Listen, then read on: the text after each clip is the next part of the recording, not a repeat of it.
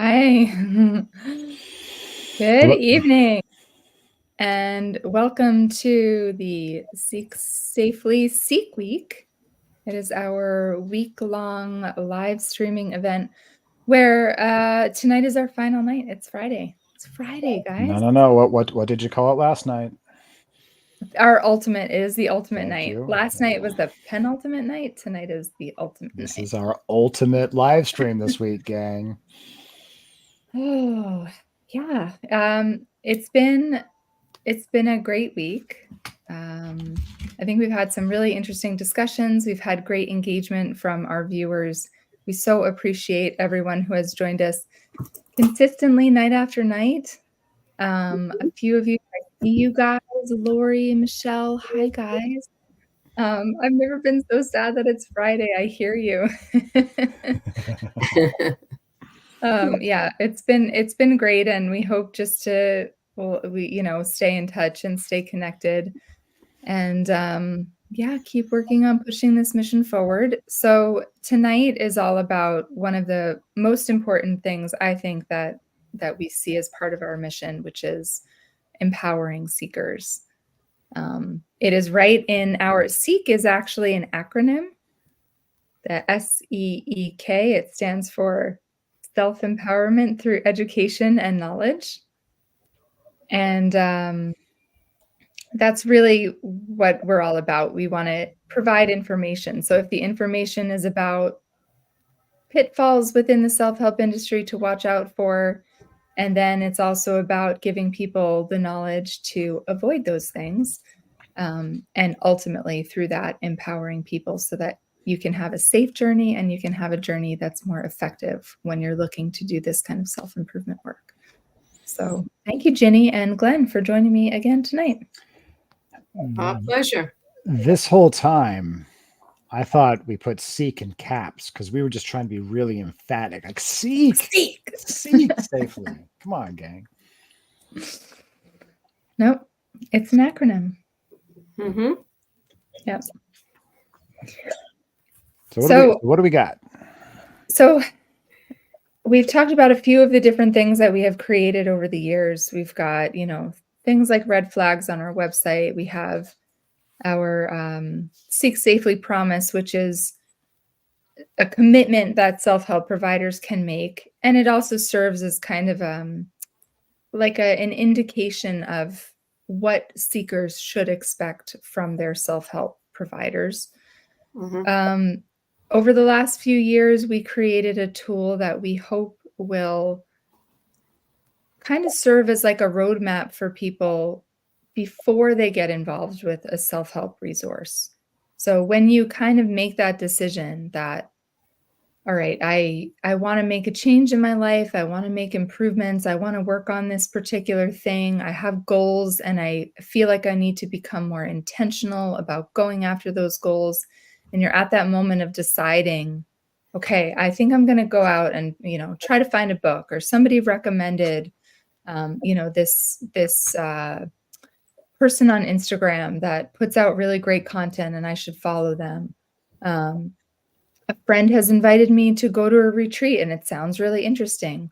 So at that point, when you're making that decision, we kind of want you to pause for a minute and just sort of take stock of yourself and who you are, your values, and we're going to go through it all, but your values, the things that are important to you, the things that are unique about you, and the goals that you have so that you can kind of hold on to these things. Because one of the things that we recognize and understand is that when you make this decision that you're going to undergo a process of change, you are inherently putting yourself in a vulnerable position because you're opening yourself up to that change.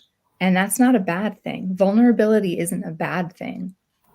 It's just that we have to be aware that we are putting ourselves in a vulnerable position, because it's when we're in that place that we're kind of ripe for being taken advantage of.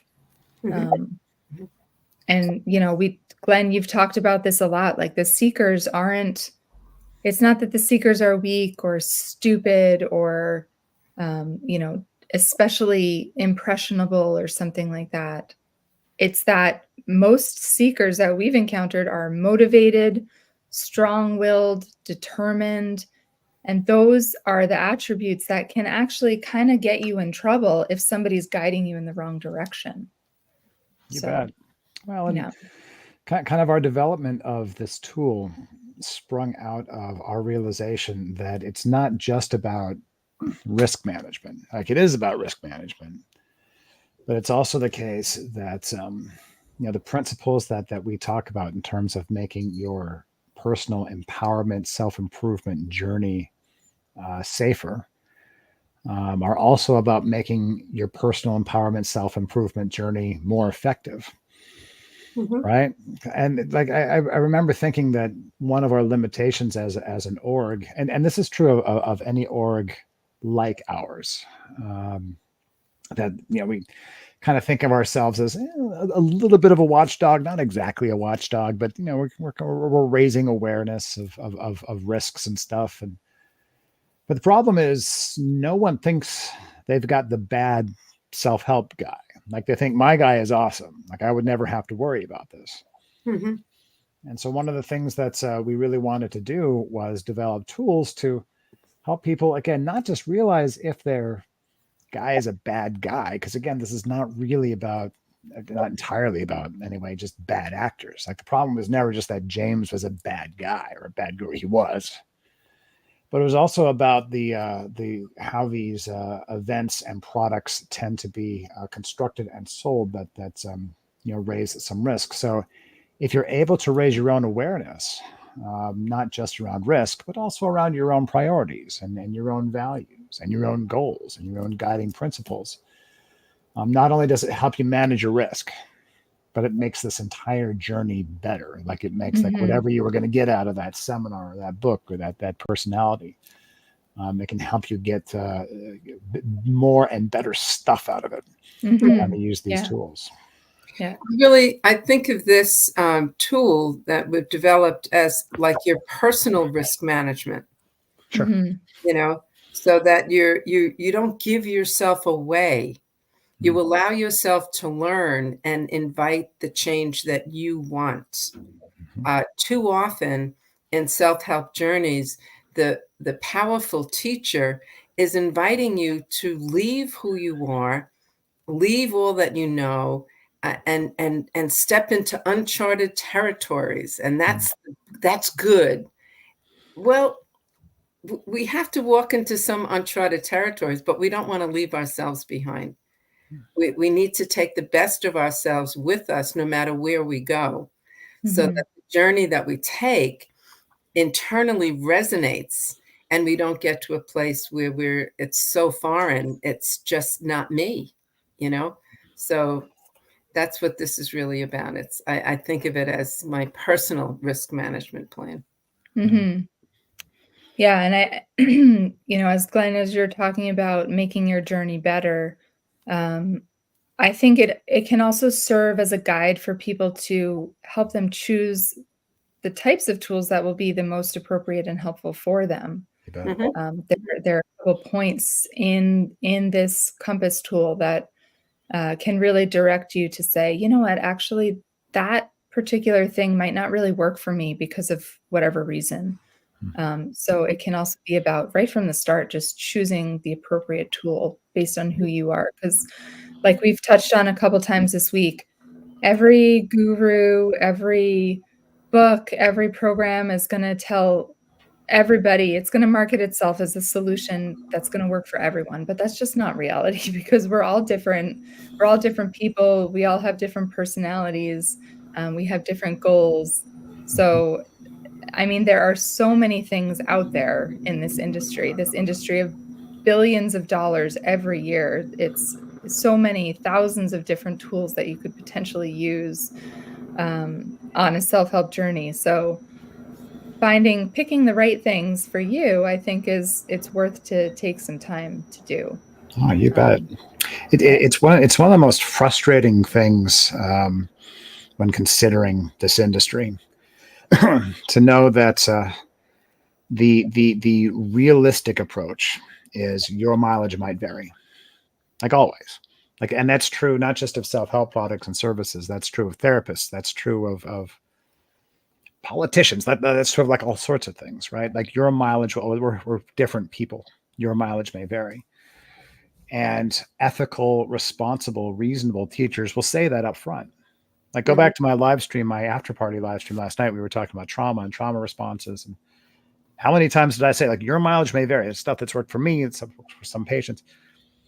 Adapt these things, right? Like, adapt these things to your needs and your style and your goals and your limits, et cetera, et cetera.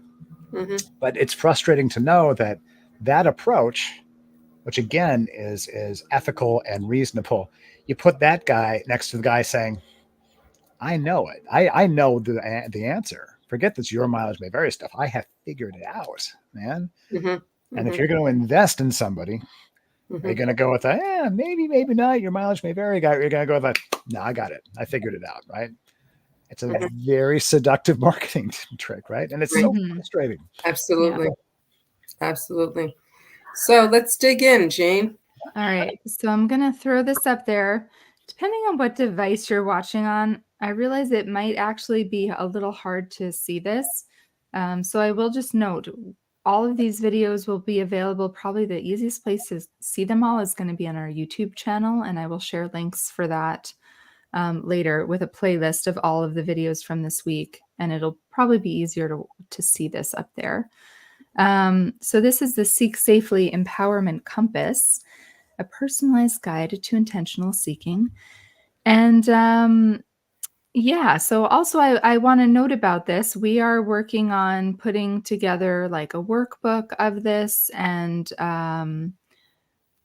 we are probably we have kind of run a seminar to walk people through it. We're probably going to do that again in the future. So yeah, and it does have a copyright in the works on it, but we're going to share it with you guys tonight as well. So don't steal it. Don't steal it. Don't steal it, guys. But if you want to use it, just talk to us and we can figure something out.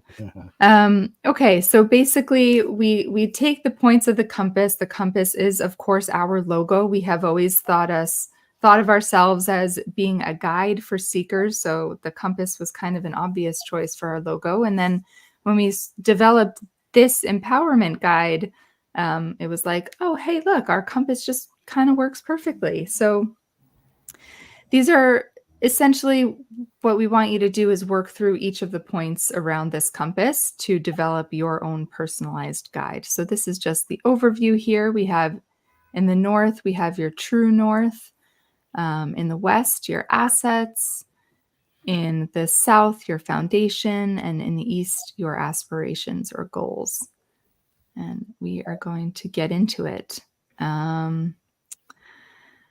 Yeah, so the north point, your true north.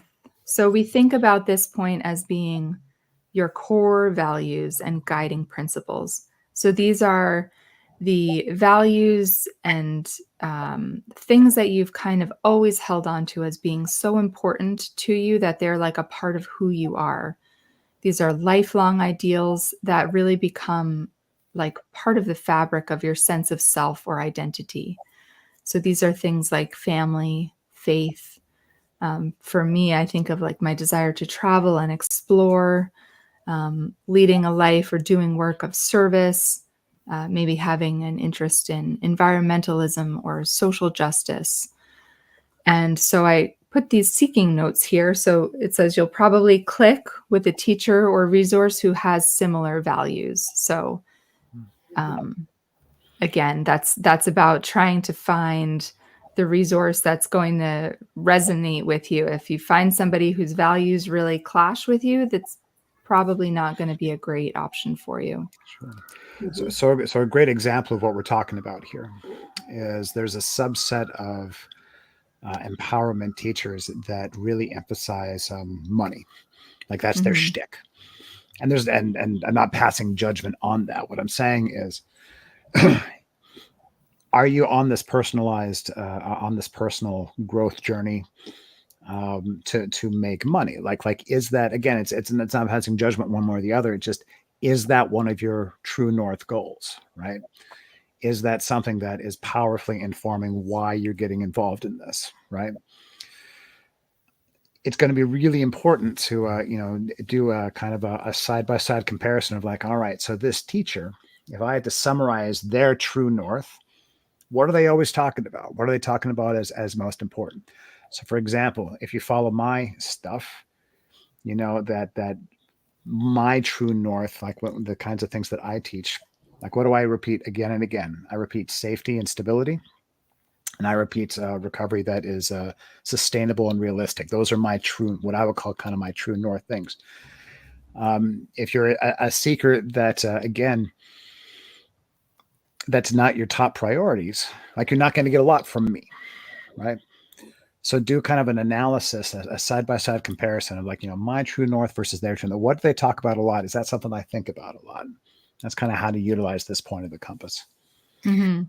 It's interesting to me talking about when the guru's value is all about money. And you're listening to someone, and of course, everyone would like to have more money in their life. That money gives us a certain amount of freedom, and that's nice. But I remember sitting in a James Ray seminar and thinking to myself, I don't need that much. I like the theory of enoughness. Like I'd like my life to be comfortable, but I don't need 3 homes. I don't need a mansion. I need love. I need people. I need purpose. I need things in my life that feel important. I need opportunities for service. Those are the things that really matter to me. So when I think of my true north, it's what really matters to me. I have faith in my life, and that's a guiding principle for me. As Jean said, that the concept of service is a guiding principle. So thinking about what are the things that have always helped make you tick. Now, there may be things in your value system that you're questioning and might want to change. Okay. And when we look more at what your assets are and what your foundation are, you might be able to identify that as not just a value, but something within you that you want to change to make yourself better. But we can't abandon all of our basic core values. They're part of who you are, guided your life. Yeah. They're just kind of rounding this out. There's a wonderful example, I think, of a really practical application of this. Can be found like this goes from events and ecosystems all the way down to just books. There are 2 very similar books on the law of attraction. One is the really famous one, The Secret, Jean's favorite book of all time. And there's another one called The Moses Code. The Secret really tends to emphasize stuff, like the examples in The Secret. I just over and over again, I visualized the car and it came into my life, right? Like I visualized the job, I visualized, right?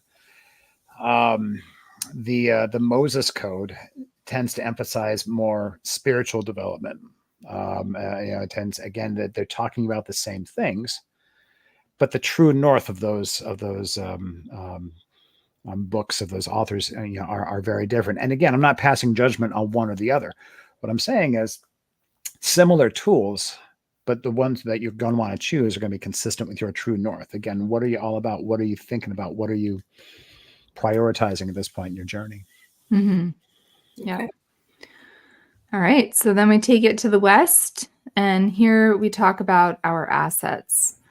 So again, when you're undertaking a personal growth journey, part of it might be that you're looking to gain new skills and tools, but it's good to take stock of the fact that you do have assets that you're walking in with. You have things that you're good at. You have skills and talents. You might have education. You have a knack for things. You also walk in with things like a particular learning style, which is an asset, but it's something that can vary from person to person. And then you come in with some self-knowledge and understanding of what motivates you, what inspires you, what's going to get you moving and really get you into a place of action. So examples are things like having emotional intelligence or being a visual learner. You might be, somebody who's really good at learning from reading, or you might be somebody who's really good with interpersonal relationships. One of the things I like about this point is that so often the self-help leaders are trying to tell you that you are lacking a lot, or that there's something wrong with you. And I know it's so easy to believe all of that because you're probably coming from a place where you're feeling negative about yourself, or you're feeling negative about the direction of your life. But again, like, nevertheless, you are coming in with some valuable resources that you hold. And so it's, I think, an important thing just to kind of lift yourself up a little bit before you get into this world of, okay, what do I need to do? What am I missing? What am I looking for? Before you get into that headspace, to just take stock of what you already have. So I think in this, when I think about assets, part of it is also your talents, you know, and I think a lot of times the development of talent is part of what makes your heart sing. It I have two clients who are musicians, and they're at retirement points in their life, and so they're looking now for other things. Well, music is part of their essential self. Uh, they might not be able to do music the way they did it in their professional careers, but you have to figure out a way to still have that piece of you still be alive and real and true, whether it's connecting with other musicians or giving yourself the opportunity to go to concerts and do things, or go to museums that highlight even the history of music, things of that sort. So paying attention to the things that really cause you to sing, and those are your talents, and they're real, and they need to be honored and allowed to be developed. And that's part of that's part of you that wants to grow. I think of the baby that wants to walk. It's part of you that wants to keep growing, is that skill that you have, that talent that you have, that needs to have an avenue of expression. You don't want that to be squelched by someone telling you that you've wasted your time developing that talent or doing that thing in your life. And we have that seeking note there. You will more likely succeed with a program or teacher that utilizes your strengths. So again, when we talk about not just keeping you safe on your journey, but helping you have like a really good self-improvement experience that is like really powerful and stays with you and really becomes a positive thing in your life. It's going to be a better experience if you're kind of working with what you already bring to the table. And again, like, you have these talents, you have these strengths, so you want to use them. So a program or a teacher that's going to sideline the things that you know that you're good at, it's kind of like missing the point for you. Or when we talk about learning style, so if you're looking at a program that's really heavy on reading and you've never been somebody who enjoys reading, you don't learn easily from reading, like, that's probably not going to be the right approach for you. So it's also important to take stock of your assets so that you can be mindful of the type of work and the type of program that's actually going to be really beneficial for you. Sure. I would also add that there's a subset of teachers, organizations, programs, as we've alluded to, that actively minimize your assets. And not only does that kind of kneecap you in the process, unnecessarily so. And look, they may frame it like, look, we got to destroy the old so we can build the new or something. That's frequently how it's framed. Mhm. But not only does that unnecessarily, kind of kneecap you, it also what I call unresources you. Right. So if you're going through the process and if you're starting out from this place of like none of my assets matter because the guru said I got to start completely from scratch. If you kind of start out from that place, then if things kind of start to go sideways, like whatever, there's a part of the program or something in the teaching that strikes you funny or weird. If we've thrown out all our assets, say, well, they don't matter. Then you're kind of in a vulnerable spot. You're in a compromised spot. So not only do our assets matter in terms of they can enhance this journey, but our assets also matter in keeping us resourced, keeping us, in a way, keeping us safe. Real important. And feeling grounded. You bet. Feeling some sense of grounding so that you're not just floating in space at the whim of another. You bet. But you have some grounding in who you are. You bet. Yeah, exactly. So that brings us to the foundation, which is also really focused on this idea of grounding yourself. So, it's great, the metaphor of the tree, right? It has to be rooted somewhere in order to grow. It doesn't just, grow floating in space. So the South Point is about your foundation. So it kind of has two parts to it. So these are the supports, the things that hold you up and keep you grounded that way. But I think also in our foundation, we need to be aware of the vulnerabilities as well and the things that can pull you down or make things a bit unstable for you in that foundation. So examples are your support system of your family or friends. It might also be something like your tendency to be a people pleaser or your past trauma. And again, a lot of these things can be both positives and negatives. So that's why we kind of lump them together here in the foundation.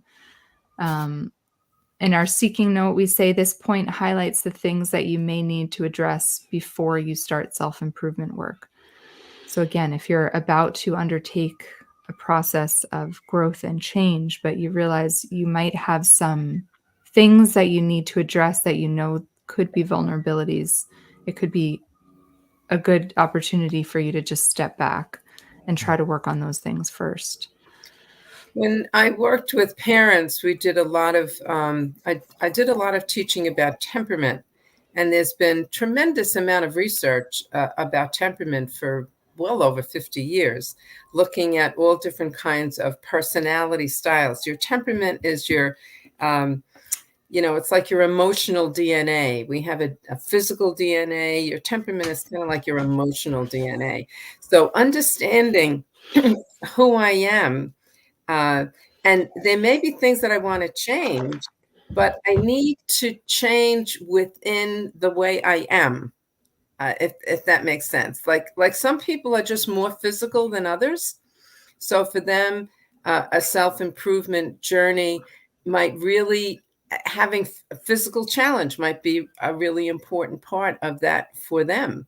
But for someone else who is not physical, that might not be great for you.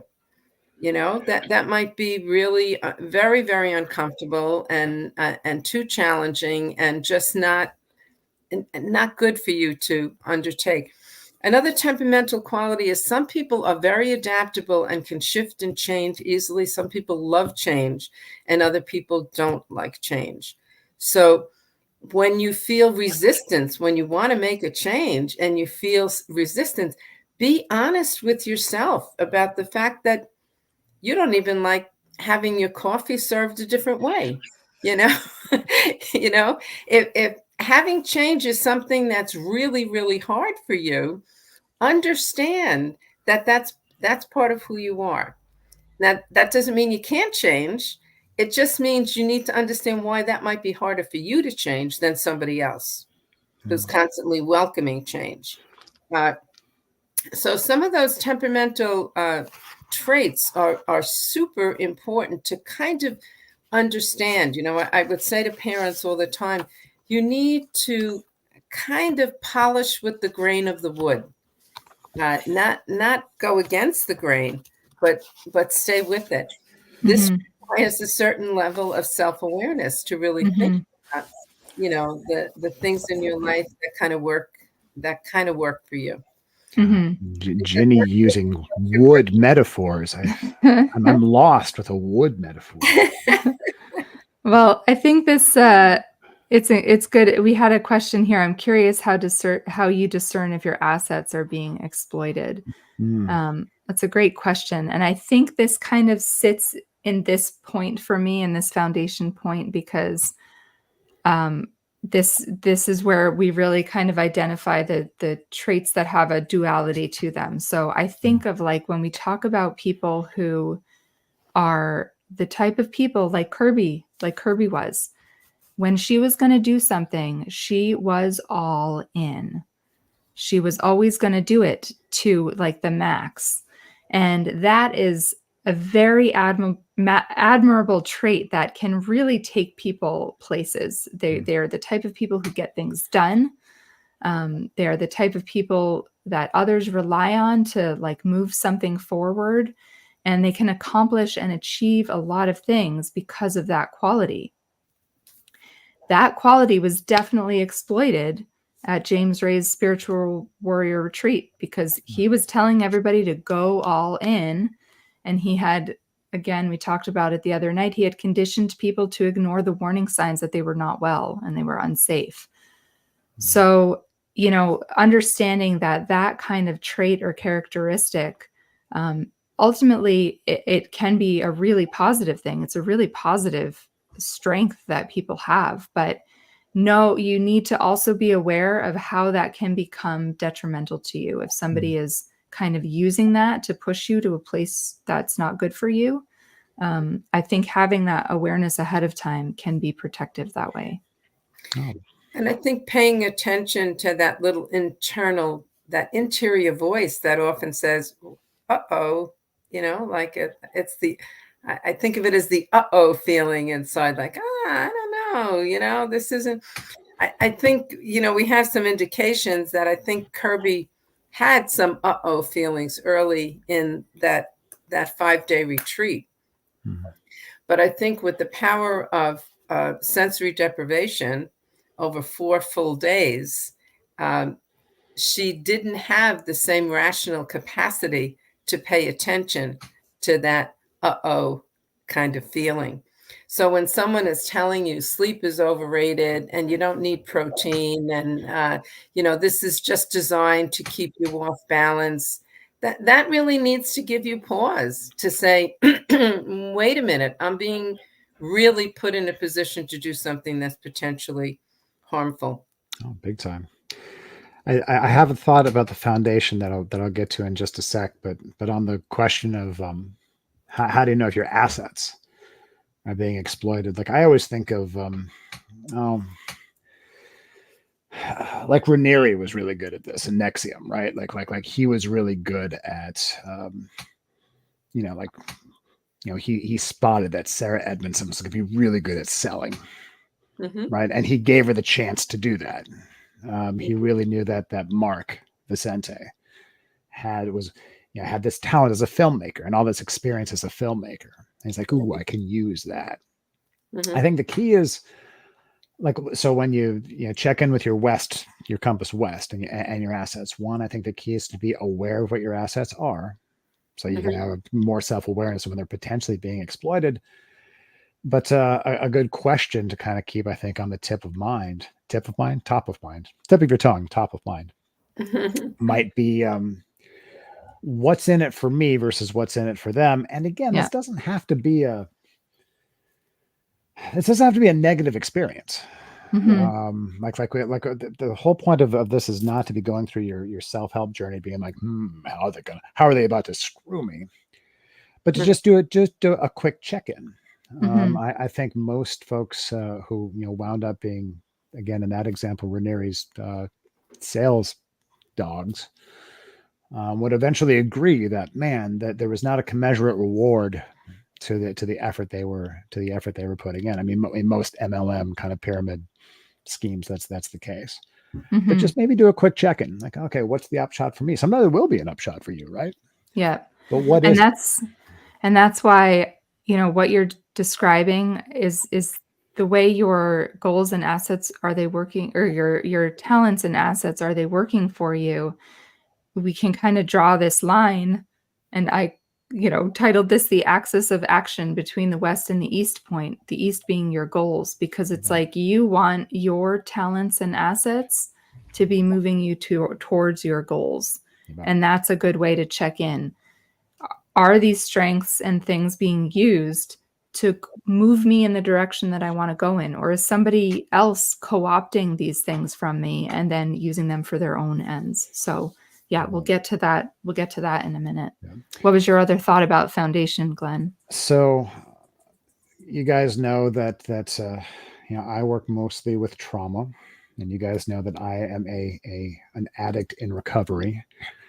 We think of foundation as these things that are just kind of there that we need to be aware of, sometimes in a positive sense, these things that keep us grounded and stable and stuff. But if you're a survivor in recovery, or if you're an addict in recovery, you got to know those are parts of your foundation too. I don't mean that in the sense that they cannot change. Like we know that how we experience our trauma history and symptoms and how we experience our addiction, yeah, that changes as we work our recovery. But as you go into some of these intense experiences, we need to be aware that, look, I am always going to be vulnerable in some specific ways because of my trauma wounds. I'm always going to be vulnerable in some specific ways because of my addiction architecture within my nervous system. It's the kind of thing that we need to check in with and filter the teachings of the guru or the program, kind of filter it through the lens of these things that, again, we're not going to get rid of our trauma in a weekend. We're not going to get rid of our addiction in the weekend. They're probably just going to be there. So we have to check in, because those are parts of our foundation. Like, is this going to be something that's not going to play nice with my trauma wounds, my trauma responses? Is this something that might actually exacerbate my addiction responses? So yes, it's foundation, can be those things that keep us rooted and stable and whatnot. They can also be our vulnerabilities that we're working on. And again, they don't define us, but they are there, and we got to keep them in mind. Yeah. I think about those life experiences that create some of our foundation, and the ability to recognize that some of that foundation is kind of crumbling. You bet. It's not so strong. You bet. So, and kind of understanding that. And one of the things that comes to my mind is at one point I was asked to do a program for parents whose children had been removed because of abuse and neglect. And they had to take a parenting course to learn how to parent. And everything that I saw was so negative and so pejorative to the parent who was suffering the loss of their children, that I realized that one of the things that needed to be done was, let's talk about why this is so hard for you. Let's try to understand the fact that you never really had good attachment with your own mom, with your own dad. So you haven't learned how to do this well. You didn't see it done well.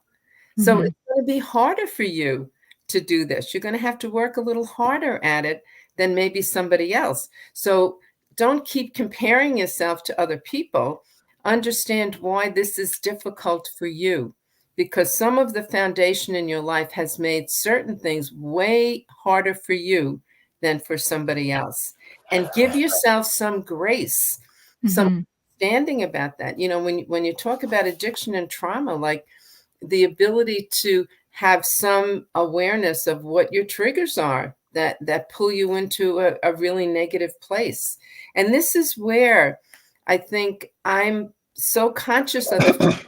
So many people use self-help with someone without a foundation in good psychology or family dynamics, and they're teaching you to do certain things without understanding who you are and how important professional therapy or a good therapist may be to help you get to that place before you run off to a self-help event. Big time. Because you need to understand the pieces of your foundation that are not helpful, Mhm. and maybe some of the work you need to do to pick out what's the best of what Mhm. happened. I think lots of times it's like, well, I'm still here. Like, my childhood was shit, but wow, I'm still here. I'm still Mhm. here. But what has helped me still be here? Well, I really, have a positive outlook on life, or I work hard, or, again, going back to using your assets to understand that they have helped you deal with whatever your life experiences are. And if your life experiences have been bad, understanding how you've gotten through them to this point, even though you might feel great despair, or really upset that so much in your life has to change, but that internal understanding, I think, is, so super important. Big time. Mhm. Big time. Yep. All right, so I'm going to take us to the east point, the final point. This is our aspirations and goals. So these are your specific self-improvement goals. They could be bigger life goals or a vision that you have for your life. They could be smaller goals you have in like a smaller time frame. They might be experiential or relational or career achievements. So things like increasing productivity or developing more positive relationships or certain career goals. This kind of sounds like a duh. I'm, doing self-improvement work. Obviously, I have goals. Why do I need to like reflect on this? But the reason that I think it's so super important to have it here is because we have seen like over and over again, and it just drives me crazy. But when you hear these stories of people who have gotten involved with unethical, teachers or programs or groups, people just so easily get diverted from the goals that they had. So Nexium is a great example. There were all of these amazing, super talented people who got involved with Nexium, who were actors and musicians and filmmakers and, Olympic athletes. And Nexium did not help them go further in those careers. It did not help them achieve the goals that they had when they started. Like we were talking about before with our assets, instead, it sucked them in and, really took advantage of their assets and talents and abilities to its own end. And it's so sad. Or the other thing that we see over and over again is people get involved in a self-help program and then they want to be a life coach. And previously they wanted to, they wanted to do something else. They wanted to be a photographer. They wanted to start their own, cafe or their own business, whatever. But then all of a sudden they're a life coach. And that to me is like, what is going on there that is causing people to divert so clearly from the path that they had at the beginning. So that's why I think it's worthwhile really taking some time to like write your goals down, keep them with you, and hold on to them. Sure, things might shift and change, but I think when you decide to drop one of these goals, you really need to sit with that for a minute and make sure that's actually what you want to do. Sure. Mhm. And I think something else that the east point of our compass asks us to do is get very real with the connection between our goals and our, we kind of go right back up to true north, right? Mhm. Like get really clear about, so these goals, that which I think I want, is that actually connected to what I really want?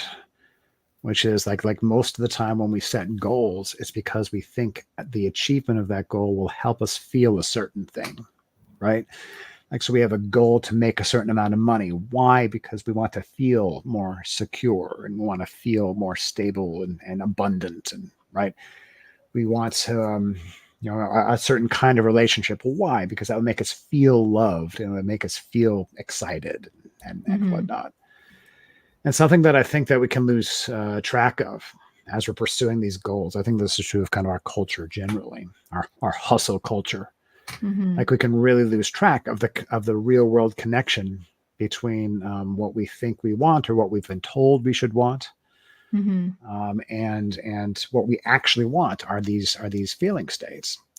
So what this east point of the compass is really asking us to do is to take the question of like, why are my goals are like take that seriously, like get really curious about the connection between, again, what we're on paper, what we're going after, and what we actually really want in our lives, these feelings, these emotional states, these things that tend to make up our true north, like bring us right back up to the top. Yeah. And one of the things that, when we kind of did this as a workshop with some participants, a couple people noted that, it's funny, but like a variation of the same thing kind of pops up on a few different points. And I was like, yeah, I think that's a good thing. Like you're saying, when your goals are aligning with your values, that kind of indicates that, yeah, this is something that really is true to you. And it's not just an idea that maybe you've kind of absorbed from somewhere else. It makes sense that you would see things pop up on multiple points. Another comment that we had from some of our Facebook viewers, somebody says, I'm not aware of my assets anymore. And as a trauma survivor, it's really hard to know. It's hard to identify these things in ourselves. So this is another thing that I think people can realize. If you find you're filling out the compass and some points are a bit sparse, that might be an area that you want to do a little more work and a little more reflection and go a little deeper before you are looking for something else to give you the answers. You need to kind of work on these things for yourself a little bit so that you can have a stronger self of these things before you're getting into the place where someone else is telling you what to do. Oh, you bet. I don't know. Glenn, you might have some thoughts about that too, because I know that is a very common feeling for trauma survivors. Big time. I was just about to say we can take this back to my page and talk about it more during the after party. But that's a very common trauma brain line of BS. BS means belief system, but it also means BS. Trauma brain very often is like, you got nothing. And it's spin, it's fake news. The short version of how I'd recommend handling that is assume it's fake news. Like whenever trauma brain is telling you got nothing, assume that's fake news. Statistically speaking, it's unlikely that you're the one who has nothing. Like trauma brain is always telling you the exception. No, really, you're the one. You're the one who's got nothing. You're not. But we can take this back to my page and talk more about it in a bit.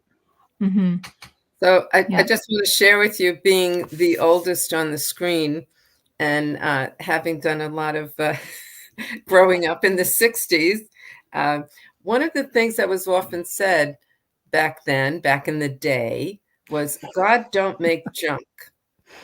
God don't make junk. Oh, God don't make junk. And I remember as a teenager hearing that and going like, yeah, why would he make like really crummy people? Crummy things happen to us. That doesn't mean we're junk. It means let's dig deep and find the the gems. They're there. Yeah. But my life experiences have tarnished them. My life experiences have caused me to kind of bury them, but they're there. And to have some faith that I can find them. Yeah. And one of the things I like, kind of going back to the south point of the foundation and the idea that these things can have duality to them. I think, no, I'm not a psychologist, so that this is just kind of my own thoughts on things here. But I feel like sometimes if your experiences are all you feel like you have and you're having trouble identifying some of these other things like your assets or your strengths, then look at those experiences and think about, the fact that, okay, I lived through this horrible thing. So there must be something in me that gave me the ability to live through that. There's some strength that I possess, even if I have a hard time articulating it. There's something there that brought me through this. And sometimes I think also people who have had really traumatic experiences, one of the strengths that they come out of it with is that they have a tremendous ability for empathy. Being able to understand other people and what other people have gone through and dealt with, developing that kind of sensitivity, which again, it can be a bit of a pitfall sometimes being a really sensitive person, but I think it's also a really big strength in helping you understand how to deal with other people. So, I think sometimes that can be a good place to start too. If you feel like the negative things are all that you have, look at that and think about what could the positive side of that be. So I have this song that I often use with my clients, and I have to find out who sings it. I'm not sure. Anyway, it's a country western song, but the line in the song is, "I've got so many holes in my life," and the singer goes through all the terrible things that have happened. "I have so many holes in my life. Stack them all together, I can fall in there forever. I've got so many holes in my life." When we've been through a lot of painful things in our life, we tend to stack them together. And what I like to say to the people I work with is, you can't have a hole if you don't have solid ground. So the goal here is to pull yourself onto that solid ground to see how a hole even could have been made. And as Jean is saying, there's more to you than the difficult, painful things that you have gone through. And having gone through them also indicate who you are in an amazing way. In an amazing way. So after this, Ginny is going to have her own self-help seminar. It's going to be right here on the Seek Safely page. Ginny is your new guru. No, wait, that's not. That was beautiful. That was beautiful. Yeah. I remember when we did this as a workshop, one of the participants was like, "Is it okay that it kind of feels like we're doing self-helpy stuff now?" And I was like, "Yeah, I mean, I guess it kind of is."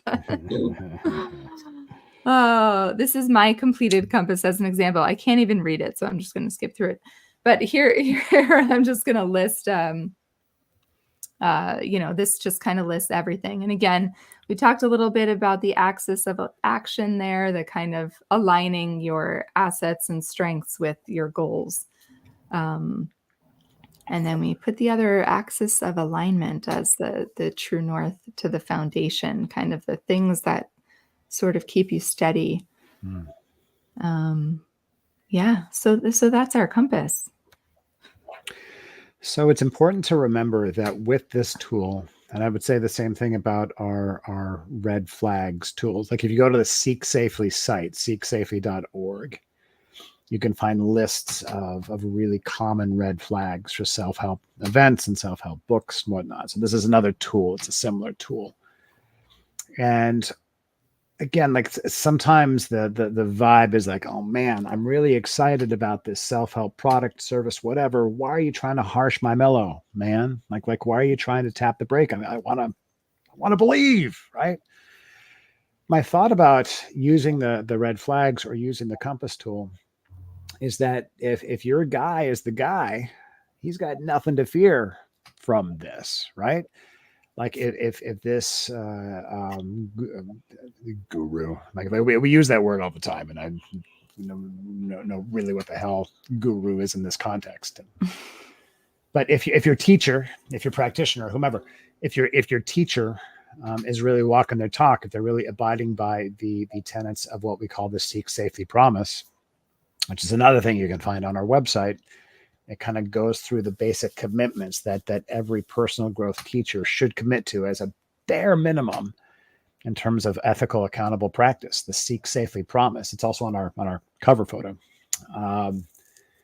Again, if you've got an ethical, accountable teacher, you can check in with each of these points of the compass, or you can check in with each of those red flags, and it's going to be no problem. Right. Even if going through the compass exercise or the red flags one or two things, we're not even necessarily saying get the hell out of there.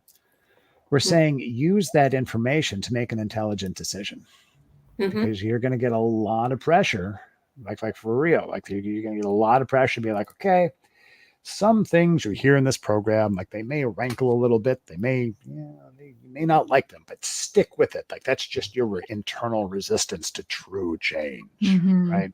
You're going to get a lot of that. What we're saying is it's super, super important to be, like we can't completely compensate for our blind spots. We can be aware of them, right? Is it always the thing that we got to trust our gut? I mean, our gut has its issues too, right?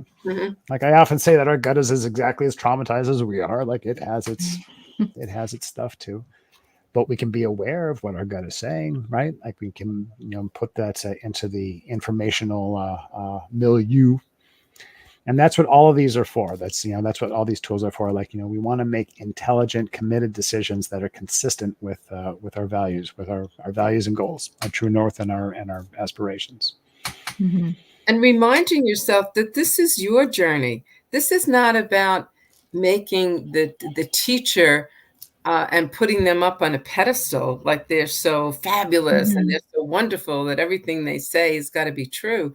No, this is your journey. If something resonates with you, go with it. If something feels off to you, discard it. This is, it's your journey. You don't have to do that, because I think a lot of times part of the pressure is, again, to be all in terms of belief. When I was teaching parents, I would say, this class, we're going to look at a lot of skills on the research and that has come out of research, and a lot of ideas about good ways to raise wonderful children, wonderful human beings. But this is a shoe store that only, that you come in, I'm going to give you a shoe, you try it on, you walk around in it. If it works for you, if it feels right for you and your family, great. If it doesn't, it's okay. Try another one. You don't have to feel like you're not being faithful to the program if you don't buy into every single thing that's being talked about. And some of these people who may be very charismatic and very persuasive kind of give you that message, that you gotta believe the whole deal. Otherwise, you're going to lose out. Yeah, exactly. And that's BS. Yeah. And so one of the last points I'll make about the idea of the compass is, again, we really like the symbolism of a compass, because a compass isn't something that tells you where to go.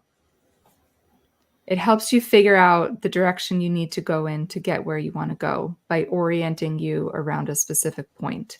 And that's what this is about. This is about orienting you around yourself and really putting yourself at the center of it before you start to wander off in a different direction because somebody's kind of calling you that way. Or even you want to get there. You want to get from here to there, and that's okay. But you still need to be oriented and not just get completely lost. So that's really what this is about. Yeah. So a few comments have asked kind of, where is this? That's a good question. So as I said at the very beginning, we are working on putting this together as kind of like a workbook for people. As a nonprofit organization, we are trying to figure out how we can offer it to people without asking for anything. If people want to donate, that is wonderful. But we are going to make it available. So just keep an eye out, and we'll make some announcements when we have it for people to be able to use. And then I do think, for one, I will be presenting it at our Seek Safely Summit, which is coming up in November 16th. We're going to be presenting it there. And